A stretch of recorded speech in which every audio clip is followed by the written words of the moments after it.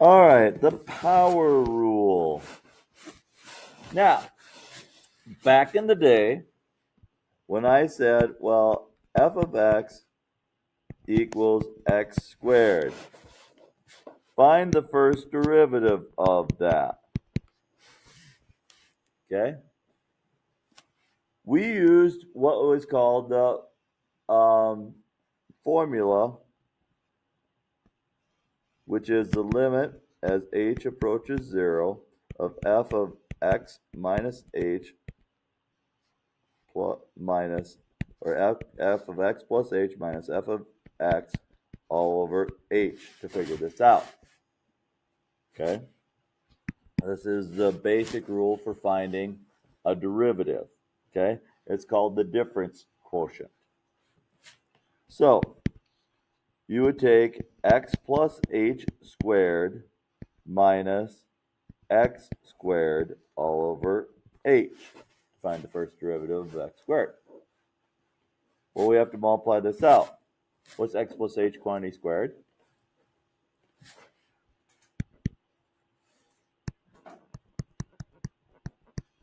Well, you write it twice in FOIL, right? That is quantity squared. Well, x times x is x squared plus xh plus xh, or plus 2xh plus h squared.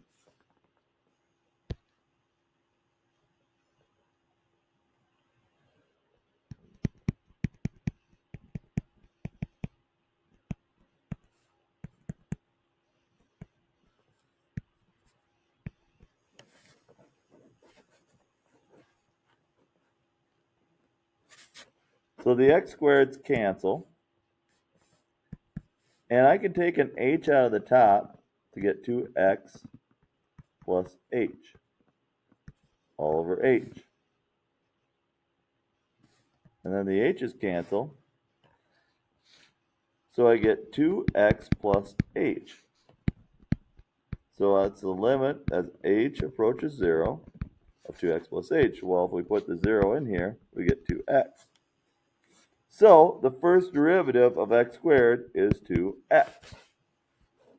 Now that's not much of a process to go through for that. But what if we have x to the fifth minus 4x cubed plus 3x squared minus 2x plus 1? Imagine putting the x plus h's in these, multiplying all those out, and that. That would be a pain in the butt, right? Okay? So, we don't do this way when we can help it. We use various rules, like the power rule. The power rule is this. Okay? I know that if f of x equals 4x cubed, the first derivative is 12x squared. I know that if f of x equals x cubed, the first derivative is 3x squared. Can anybody come up with a generalization of how I knew those?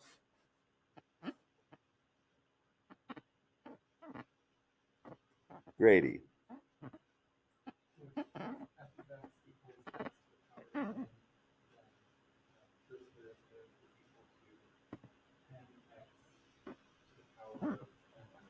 Exactly. That is the power rule.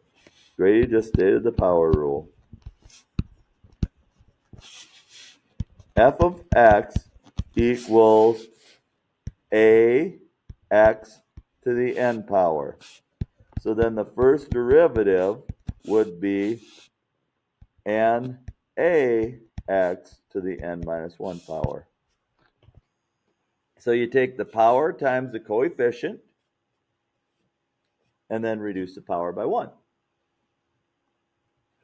So x to the 12, the first derivative of that would be 12x to the 11th power. Take the 12 times the coefficient, which is 1. So 12 times 1 is 12, and then reduce the power by 1. X to the negative 9th would be negative 9x to the negative 10th. Because negative 9 minus 1 is negative 10. So take the exponent, multiply by the coefficient, and then reduce the power by 1.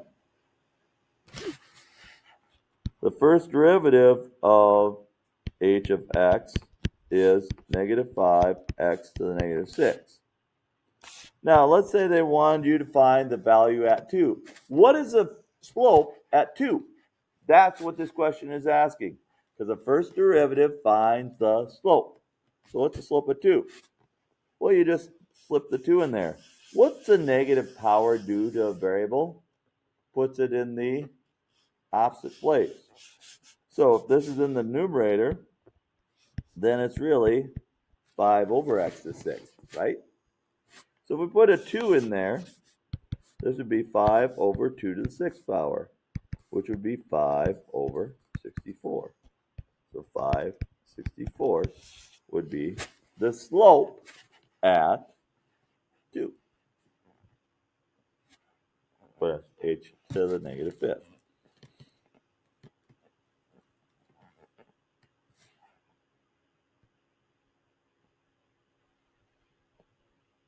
Now, this isn't that hard of stuff until you get to fractional exponents.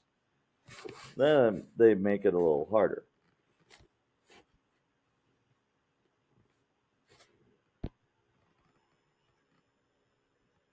X to the 2/3. So this is 2/3 x to the 1 minus 2/3 power. Well, what's 1 minus 2/3?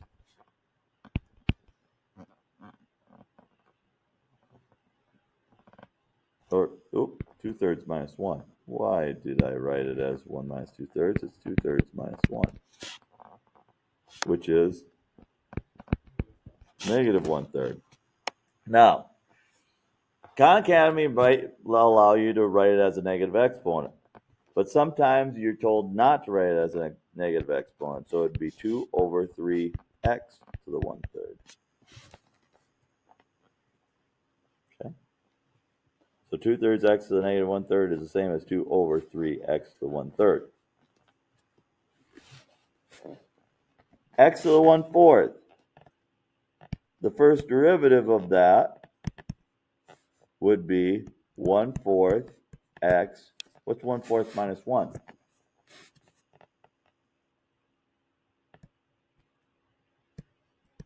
Negative 3/4. So it's really 1 over 4x to the 3/4 down here.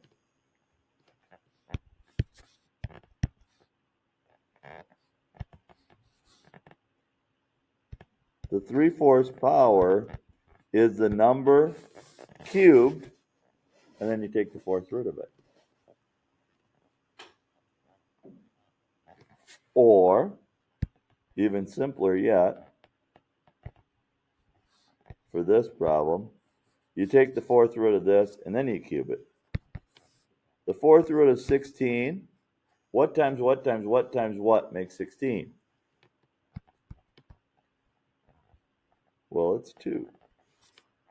So it's 4 times 2 to the 3rd, or 1 over 4 times 8, which is 1 over 32.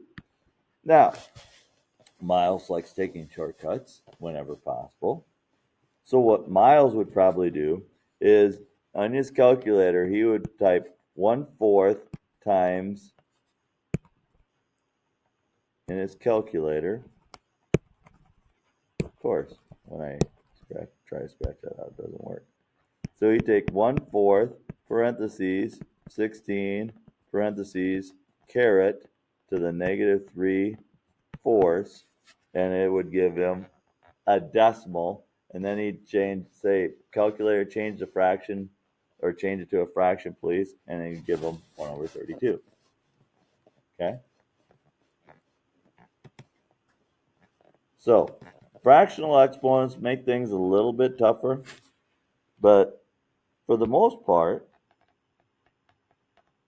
it's not too bad. This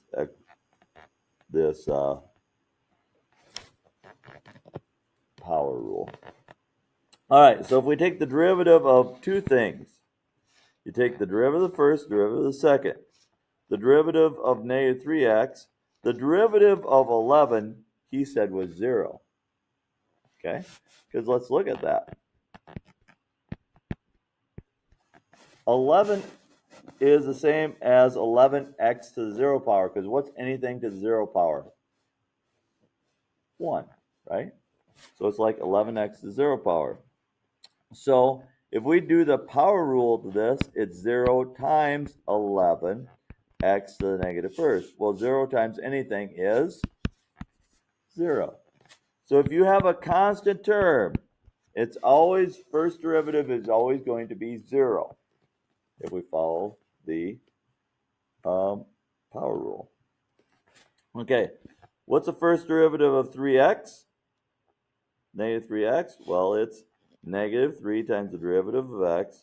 Derivative of x is just 1, because x to the first power, if we do the power rule, it's 1x to the 0 power, and x to the 0 we just said was 1, so 1 times 1 is 1. So the answer is negative 3. He said the first derivative of negative 3x, negative 3x to the 11th is negative 3, which makes sense because if we think of slope-intercept form, what's the slope there? Negative 3, it's the number in front of x, right? Y equals mx plus b. The slope is negative 3. The first derivative of that function is negative 3. It checks. And yes, he did not make a mistake.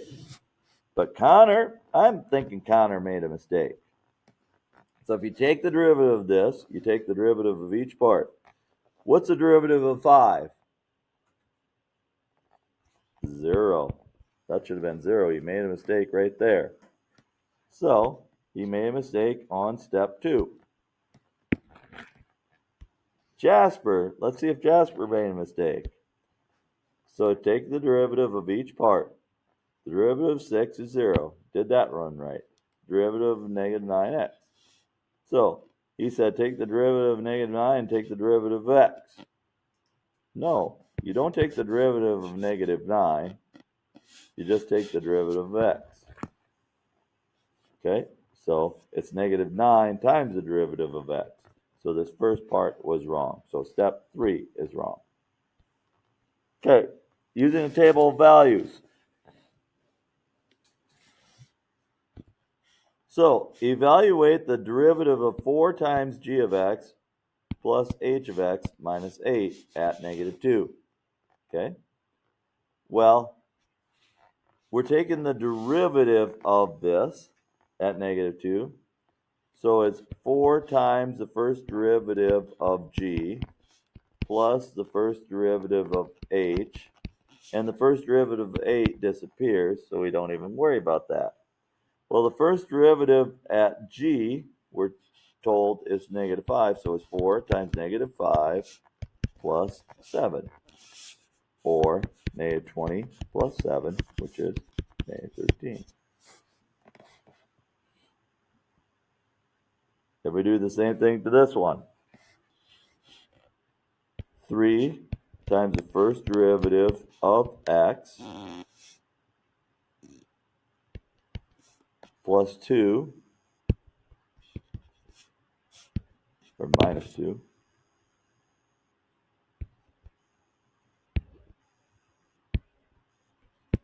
times the first derivative at h.